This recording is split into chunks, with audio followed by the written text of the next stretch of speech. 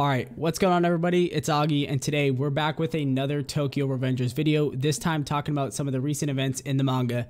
But also today, we're joined by a few of my homies, one being the Broken Ronin, as well as a first time appearance of Draken himself from the Tokyo Revengers manga. Oh my goodness, bro.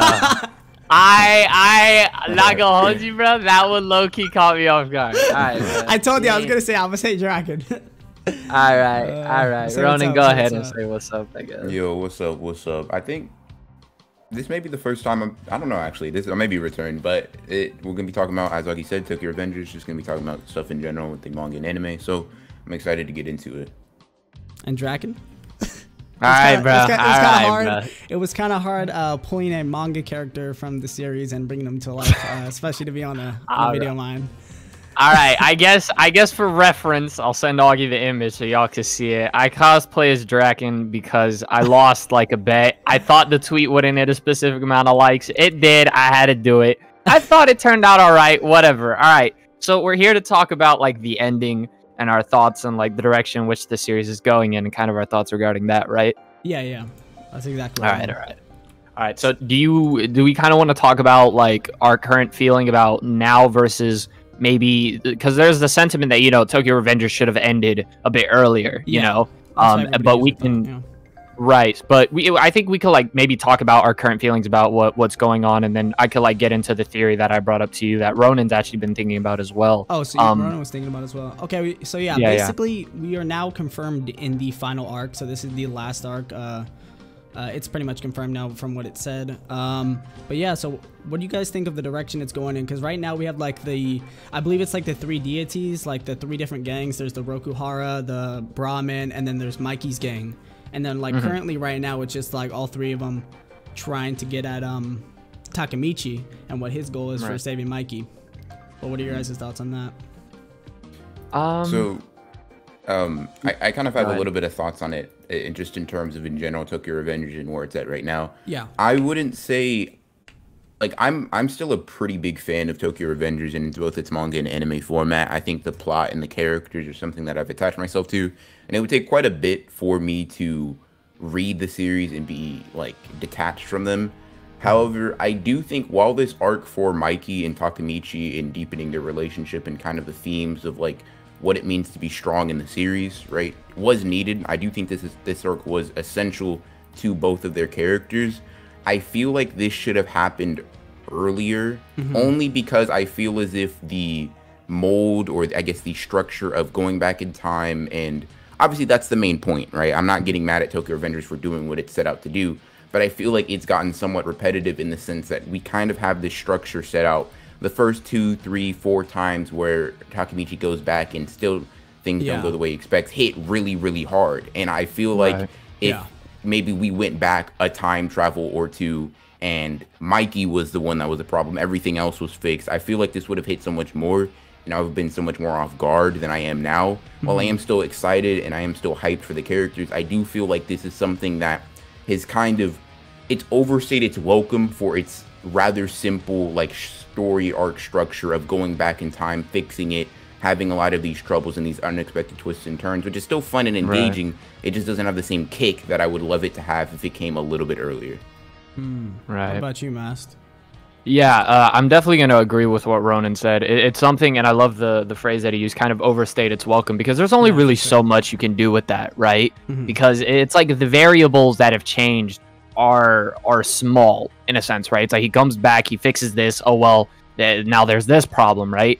And I think going back into the future and seeing what happens is really the big intrigue, right? But there's only so many times you could do that, and I think that actually segues perfectly into my thoughts regarding maybe how, you know, things could end up. But I do think that the ending overall is going to be very important.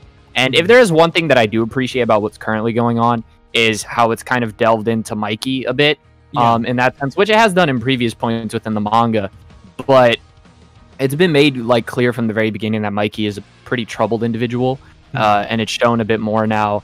And I'm really just, it's one of those things where it's a little difficult to talk about because we are a point in the story or within this arc where it's like, okay, what exactly is going on here, right? Like what's the end goal for this? And like again, I would have preferred for it to have ended earlier, I think, but you know, maybe I could be completely proven wrong if it kind of executes upon things that I want to see, which is really giving these characters like a final hoorah to where we can feel that emotional investment and excitement that, you know, I think we all felt near the earlier half of Tokyo Revengers, especially with the cathedral fight and everything with Taiju and all that. So, you know, it's one of those things where we'll have to wait and see what happens, but I'm looking forward to it, but I definitely agree with everything Ronan had to say. Yeah, for sure. I mean, you could touch upon your theory too, because like you mentioned it to me earlier, and I think it's actually very interesting, especially for the ending of Tokyo Revengers, since we have to do with like a lot of time travel all the time. It's like, how can this really end? You know, like there's series like Erased, right? And Erased has like a very, I'd say for the most part, a decent ending. But like with time travel in general, it's just like super hard to touch upon an ending. But like with what you said, and it's just like from Takemichi from the beginning, you know, he's someone who just like was really lazy growing up and like he kind of messed up, but now he got like a chance to go back. And like now it's just like maybe he can like really fix this and like maybe just for the better of other people instead of himself. Right, yeah. So kind of getting into it, I'll drop a bit of an analogy real quick, or more so a reference to another anime that, and Ronan's going to appreciate this one, but it's one of the best anime experiences I had due to its ending, which I'm glad that everyone who recommended me it literally like went on a crusade to make sure no one spoiled me. But Code Geass. I think the way that it ended is what kind of defines its legacy, right? And that happens a lot with series, right? So I think people can kind of see where I'm going with this. I think if we look, there's always a common denominator, and it's Takemichi, be it in the future or past, right? Takemichi being alive, Takemichi being present. And I think sometimes we as people, we aren't unified until something hard hits, you know, until somebody dies, right? That's when family members come together who haven't seen each other in God knows how long, right? And then they pretend like they care about each other when someone dies. Anyways, I think Takemichi possibly dying to ensure the better future of everyone else, even though it would kind of it would suck because in an emotional sense, like I'd be crying, I think, depending on how it was pulled off. I think it would be kind of perfect to encapsulate the noble cause that Takemichi was going back in time in the first place. And I think it would be a kind of a cool reflection of Mikey's older brother, right? The same person that reminded Mikey of Takemichi, right? So I think Takemichi actually like dying would not only be like a super emotional and impactful way for everyone, right? To, I think, finally really appreciate Takemichi as a character, but I think it's a way for Draken, Mikey, and everyone else to just kind of like, you know, just be like, damn, and kind of set their life straight.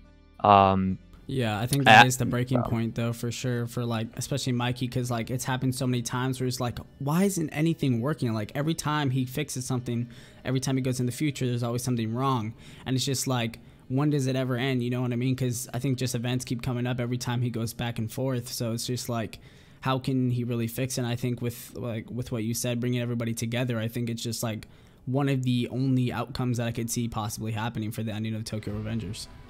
Right, yeah, and really quick before, just in case Ronan had any thoughts, I think Takemichi dying and that being such a big, impactful, and emotional moment would kind of deviate from like the need to explain how the time travel works. You know, low key, I feel like I'd be so focused on that, then I'd kind of forget about the whole time travel thing, which hasn't really been explained that well throughout the entire manga. Even though I don't think that's like the point of it, I do know a lot of people who wish, you know, for that to be delved into, but that's all I have to say regarding that. To kind of build upon that, first off with the time travel thing, to me, I see it as a means to an end. I see it as the same reason, like the same reason I don't care about, like, I don't know, like devil fruits being in a series or whatever, or a power system existing. Like, it's just a supernatural element, right? It happens because it happens, and it's, to me at least, it's not super important to like the overall impact of the series, right? It's a supernatural element that facilitates the narrative. It follows a certain set of rules for some reason, and that's cool with me, right?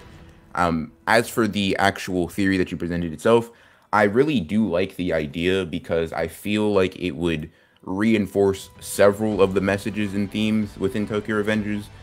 Initially being that strength comes from this kind of like connection and ability to rely on others, right? It's been something that's been clear for a very long time, right? Takemichi's made it explicitly clear that he is, like, in terms of his physicality, an extremely pitiful person, right?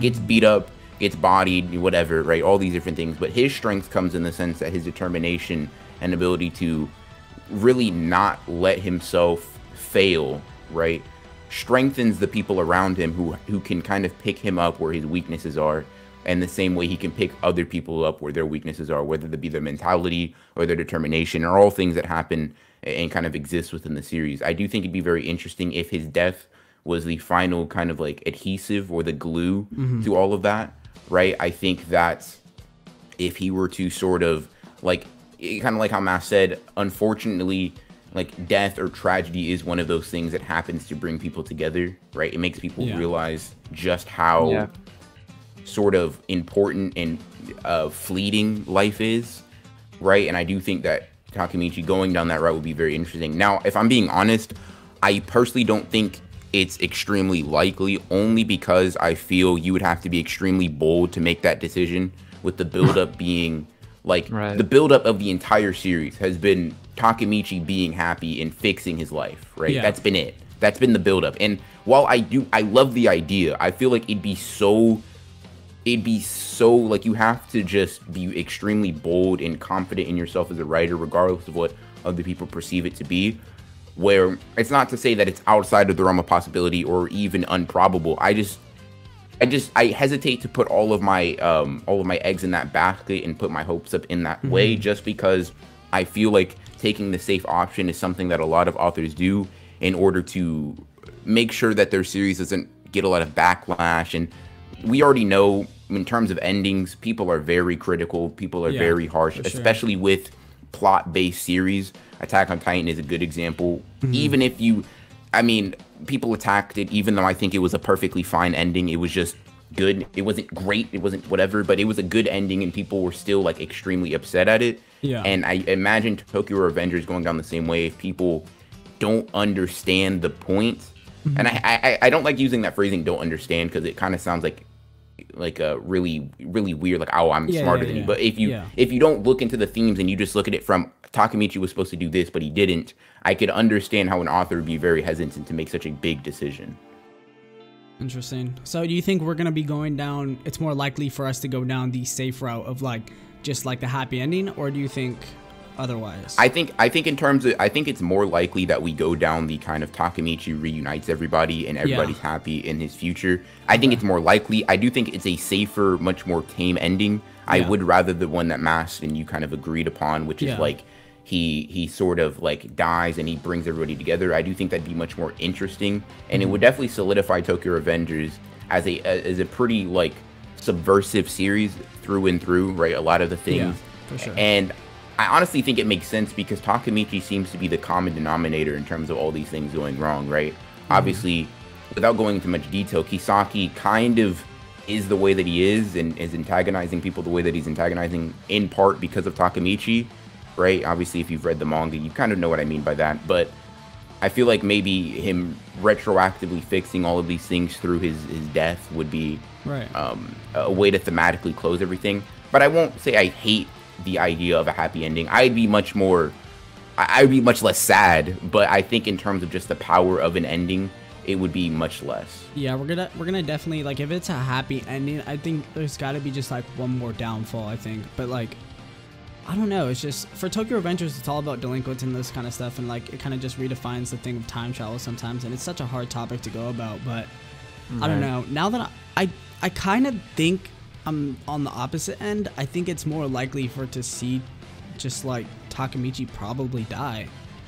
I know it's like not the safe route, but like for what Tokyo Revengers is, I think that's probably the most likely case, because nothing seems to fix itself.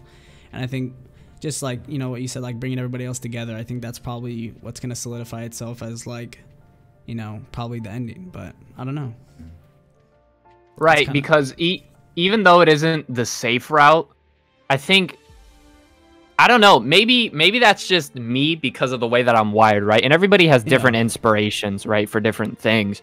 But I think I'm just so used to something dying, you know, like dying, Yeah. I like, it was a quick conclusion for me to come to, but you know, I think it would actually be easier to pull everything together with Takemichi's death, possibly.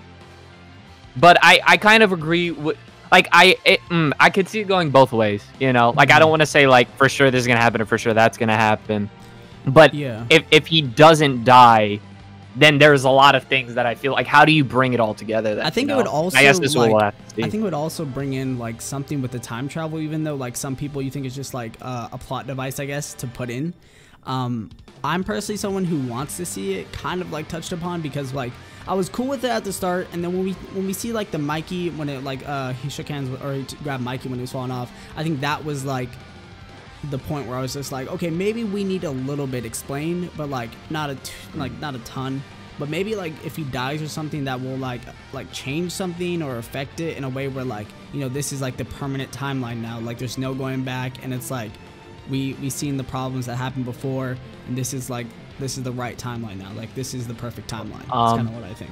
So this is like my negative ending. Negative as in I'd be like, oh hey, but I'd be like, oh no, please no. What if Mikey's brother wasn't actually dead and he was actually a time traveler and he was responsible for the time travel? I'm not saying like that's the case, right? But imagine if the author just pulled something. That's what I'm scared of. Is like the author just pulls something out the rabbit like that, and I'm just like, to me, this late in the game, I want the author to play the cards that have been shown. Like, exactly. I don't all the want cards like are out on the table now, for sure. Yeah. No, but I was just saying, like, imagine. Yeah, no, I get you. I definitely feel like in terms of endings, I think an author does best when on their final act or arc, they play everything that's on the table in a way that we don't expect, instead of pulling out like a trump card. Yeah. Right. Exactly. Yeah. That's why that. Yeah. So, oh man, this is gonna be interesting. By the way, I don't know if the new chapter's out, but I did read the new chapter on a site, and nothing. It wasn't anything that like is super important to this discussion.